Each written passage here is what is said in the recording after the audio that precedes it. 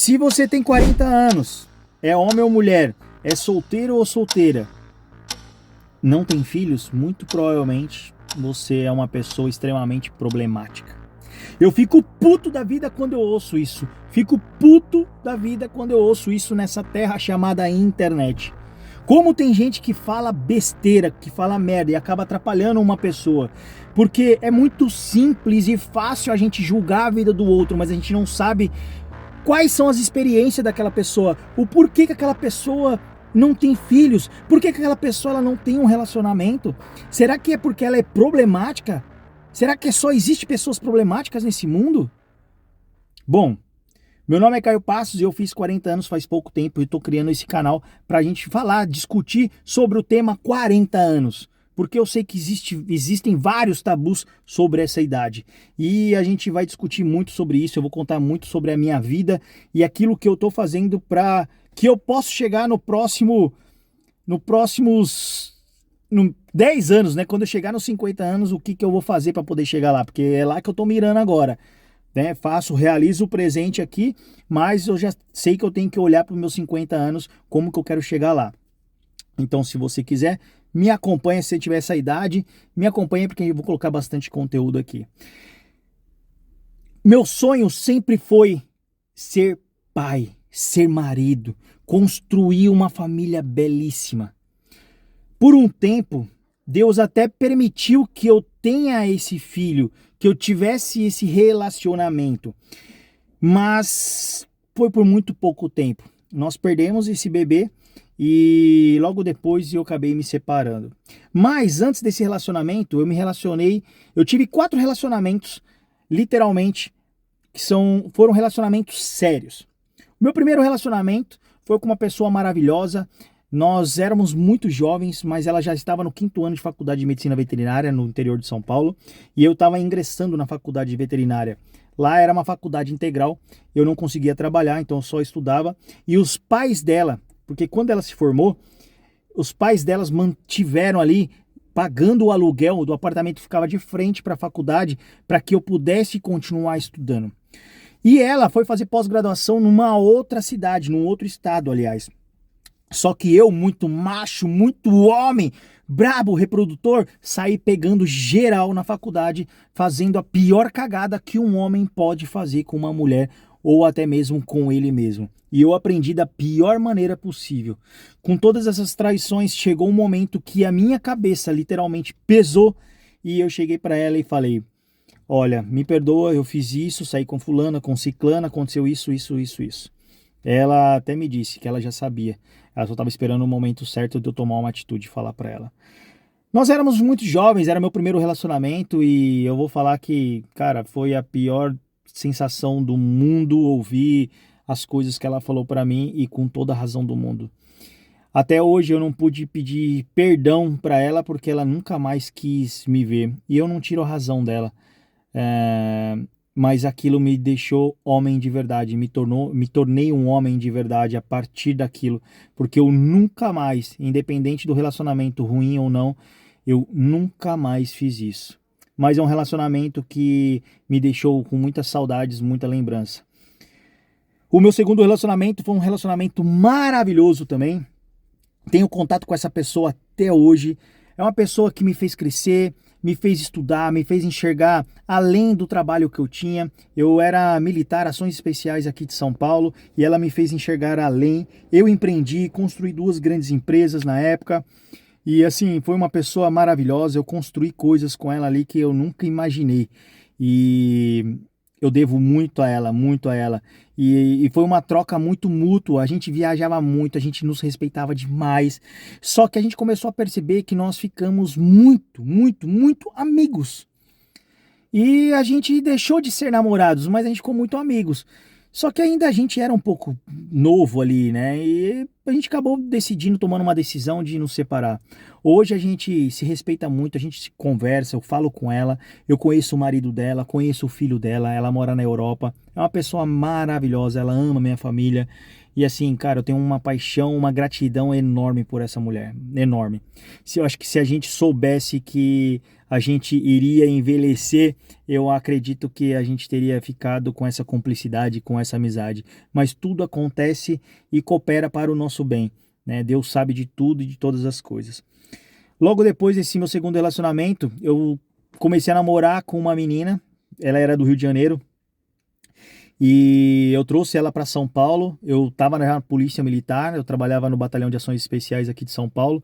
E um tempo, ainda nós não éramos casados, eu já estava pensando em separar dela. Ela acabou confirmando para mim que ela estava grávida. Sendo assim, era tudo o que eu queria, e como eu sabia que eu estava constantemente em confrontos, em riscos, né? Porque sempre a gente estava em operações, então a gente estava em roubo a banco, roubo a residência, a gente estava sempre em confronto armado, eu poderia morrer a qualquer momento. E eu jamais queria que ela e o bebê ali naquele momento poderia faltar alguma coisa para eles ali. Então, imediatamente procurei meios ali para que a gente pudesse casar e tudo fosse dividido, tá? E ali eu não tinha nada ainda, nada. Eu não tinha, eu não tinha construído as empresas ainda, né? Eu construí elas depois. Mas beleza, isso aí é uma conversa para um outro momento. Só que aconteceu? Nós perdemos a nenê e logo depois veio a separação de corpos. E o processo ficou rolando.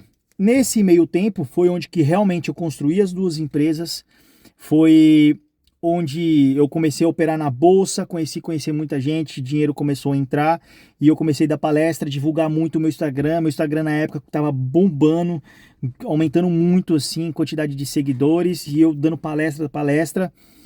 E ela fez uma separação bem sacana comigo, porque ao contrário da minha segunda namorada, ela nunca me apoiou em estudar, em empreender.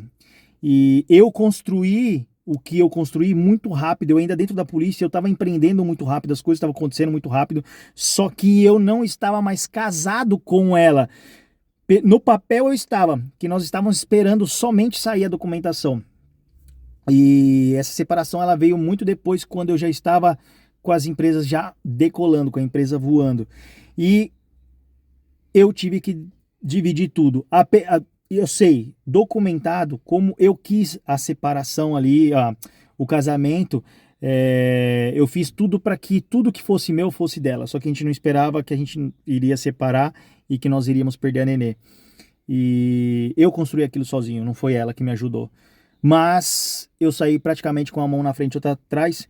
Além disso, como eu trouxe ela de um outro estado, ainda ela me processou por abandono de incapaz, né? Como se ela fosse incapaz de trabalhar e eu tiver que sustentar. Eu trabalhava na polícia, 12 horas, saía da polícia, assumia meu carro, fazia Uber mais 10, 12 horas, ou seja, era 24 horas trabalhando o tempo todo. E ela não trabalhava, ficava só em casa, e a maioria das vezes eu tinha que lavar, tinha que passar roupa, fazer minha comida. Mas tudo bem, a culpa não é dela, a culpa é minha, que eu sempre soube quem era a pessoa, eu só aceitei aquela pessoa, tá? Isso foi um trauma que eu comecei a ter esse tipo de trauma. Falei, putz, e agora, né? Será que eu consigo confiar em outra mulher, em um outro relacionamento? Veio o meu quarto e último relacionamento. Uma pessoa maravilhosa também, gente boníssima, até a página 2. E, poxa, me ajudou a empreender, por incrível que pareça. Ela tinha uma filha e ela foi muito sincera comigo desde o começo. Ela falou, Caio, eu tenho um problema no meu útero, eu não posso ter mais filhos, e eu só tive a Rafa, ela tinha uma filhinha, e eu acabei falando o nome dela, perdão. Bom, enfim, eu só posso, eu já tenho a Rafa, e eu não posso ter outro filho, mesmo assim você quer ficar comigo? Falei, poxa, cara, é o meu sonho ser pai, mas a sua honestidade não tem como eu pegar e, tipo, deixar você de lado. Então, assim, aceitei o relacionamento, confiei, Eu amei aquela menina como se fosse minha filha e ela me amava como se eu fosse o pai dela, mas eu sempre mostrei o caminho que o pai dela era uma outra pessoa, eu era o tio Caio que cuidava dela. Até um ponto que, como veio a pandemia, eu estava atrapalhado ainda pela perda da Nenê, do que aconteceu no meu casamento, do meu casamento anterior. Eu quebrei financeiramente, eu fechei as duas, tive que fechar as duas empresas, parei de dar palestra, parei de trabalhar na minha empresa de importação, e isso foi muito ruim e a perda financeira sim foi altíssima. Quando ela viu que não daria mais, que eu estava indo para o fundo do poço, ela pulou do barco.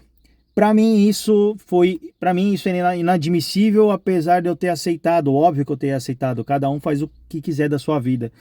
Mas assim, poxa, eu tenho um potencial enorme para conseguir conquistar as coisas. É que para mim estava tudo sendo muito difícil devido a eu ter construído algo e eu ter saído da polícia. Um dos motivos foi para poder cuidar dos meus negócios e eu acabei perdendo tudo e fiquei com a mão na frente e outra atrás. Então assim, eu não estou solteiro porque eu quero. Eu estou solteiro porque eu tomei uma decisão de que eu preciso me reerguer primeiro para que eu possa ter uma outra pessoa. Eu posso encontrar uma pessoa que batalhe comigo, que esteja comigo do meu lado, trabalhando e lutando para a gente conseguir algo extremamente grandioso ou que a gente tenha uma vida muito boa. Sim, eu posso encontrar. Mas uma coisa que eu percebi é que vários homens tiram qualquer mulher do buraco. Mas não é todas as mulheres que aceitam um homem pobre, um homem de 40 anos e queira construir algo com aquela pessoa.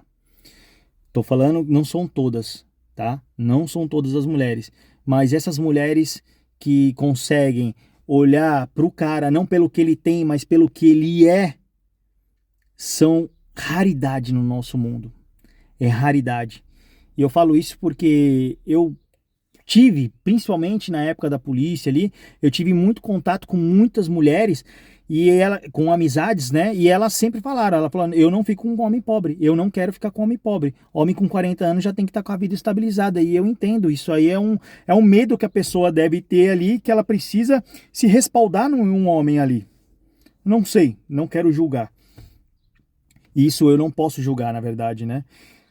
Então, assim, eu tomei a decisão de focar apenas no meu trabalho, focar na minha questão mental, na minha questão física. E logo em 2022 eu sofri um grave acidente, onde que eu precisei ser cuidado pela minha mãe. Eu fiquei muito tempo em cama, usando fralda. E não tinha ninguém para estar perto de mim, a não ser a minha mãe. E a minha mãe que me cuidou aos 30 e poucos anos de idade. Então, assim, eu simplesmente só estava focado em trabalhar, em cuidar de mim. E eu não tive tempo, eu acabei me fechando até mesmo por causa da depressão na época, de tudo que estava acontecendo, tudo que eu estava perdendo. E eu falei, cara, eu entrei num buraco e agora eu não consigo mais sair dele. Eu até conversei, né, com uma moça e uma moça ela pegou, eu mandei uma mensagem para ela e ela disse assim: que eu vou fazer com um homem que ficou deficiente e é pobre? Ela mandou essa mensagem. Eu vou ver se eu acho aqui, se colocar, eu vou colocar o print aqui. Isso me deixou muito chateado, então eu acabei me isolando e eu não quis mais ter um relacionamento. Mas não é porque eu sou uma pessoa problemática. Eu fui uma pessoa problemática, não no relacionamento, mas por eu ter traído aquela pessoa, minha primeira namorada lá. E depois disso eu nunca mais eu fiz isso, porque isso pra mim eu aprendi da pior maneira. Isso é inadmissível, isso não é coisa de homem, isso é coisa de moleque. Mas eu tive bons relacionamentos também. Eu tive, no caso, a moça que eu comentei, meu segundo relacionamento, que me ensinou, que me ajudou. Mas quantas delas eu encontrei? Foram pouquíssimos. Então é isso. Eu vim gravar esse vídeo para que, poxa, nem todo mundo é uma pessoa mau caráter, nem todo mundo é uma pessoa problemática e é por isso que ela é solteira, é por isso que ela não tem filhos. Pô, eu tenho 40 anos, eu sou louco para ter uma esposa, eu sou louco para ter filhos, mas por circunstâncias da vida eu não tive. Eu até tive por um momento, acabou não tendo mais. Deus sabe de todas as coisas. Quem sou eu para poder questionar isso? Eu não sou ninguém para questionar, sabe? Mas eu tenho fé, eu acredito que isso um dia possa vir, mas eu não tenho pressa, porque hoje, a minha vida atual é trabalhar e me reconstruir. Trabalhar, me reconstruir, trabalhar, me reconstruir. E mais pra frente eu gravo um vídeo falando sobre esse meu acidente. Hoje eu tenho o meu pé aqui, ele é reconstruído. Muita coisa aconteceu, mas hoje eu só penso em trabalhar e levantar a minha vida. Então, eu não sei se você assistiu porque você tem 40 anos e passa por situações parecidas. E se você é essa pessoa, meu, vamos pra cima. A gente vai conseguir sair dessa. A gente não tem que ouvir o que os outros falam de negativo. A gente tem que ouvir algo de pessoas, coisas positivas. Não papo jogado ao vento, mas papos reais. Experiências de vidas, trocas de experiências. Isso é muito bom. E agora, se você está ouvindo esse vídeo, pô, e você fica falando essas merda de que quem tem 40 anos tá solteiro ou tá solteira e não tem filho porque a pessoa é problemática, cala essa boca e olha pra sua vida, que sua vida com certeza deve estar pior do que... Eu não falo que a minha vida tá uma merda porque, cara, eu tô reconstruindo a minha vida. Mas, pô, se toca, cara. Você sabe, você falando isso, você pode afundar uma pessoa. Se a pessoa ela não tem uma mentalidade forte, com toda certeza do mundo, você pode prejudicar essa pessoa, tá? Então é isso. O vídeo já ficou com 15 minutos. Eu só queria bater um papo desse jeito. E o meu canal aqui vai ser basicamente isso, para a gente poder falar, discutir tudo sobre 40 anos. Não é só coisas de tristezas, mas com muitas alegrias, muitas conquistas, muitas coisas que a gente pode estar fazendo para a gente melhorar, para a gente alcançar os nossos objetivos. 10 anos passa muito rápido, então a gente tem que ter sim um objetivo para que a gente possa alcançar quando a gente tiver 50 anos, só que a gente tem que agir aqui e agora. E se depender de mim, pode contar comigo, porque... eu não desisti. Tô com 40 anos, eu tenho certeza que eu vou chegar onde eu quero chegar. E olha que eu já perdi muita coisa. Mas quanto eu perco coisas materiais, Deus está me dando experiências, lições, para que eu possa aplicar na minha vida e que também, de repente, eu possa estar passando para todos vocês aí. Um grande abraço e vejo vocês no próximo vídeo.